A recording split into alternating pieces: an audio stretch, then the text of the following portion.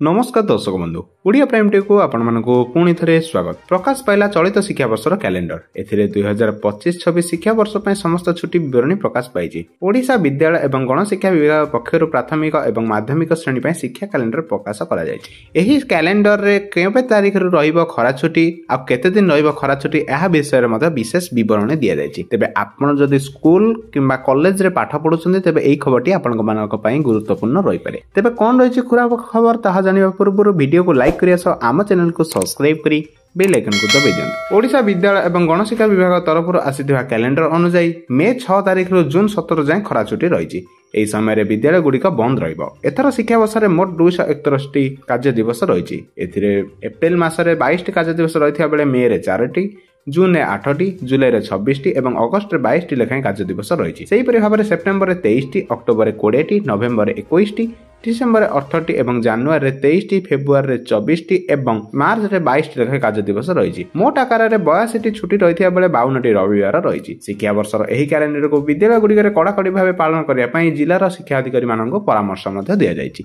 तेबे एहा थिला खरा छुट्टी को नै आजिर बड़ अपडेट। तेबे एही परि खबर प्रथमे जाने पई आम चैनल संगे जोडी होई रुहंतु। धन्यवाद।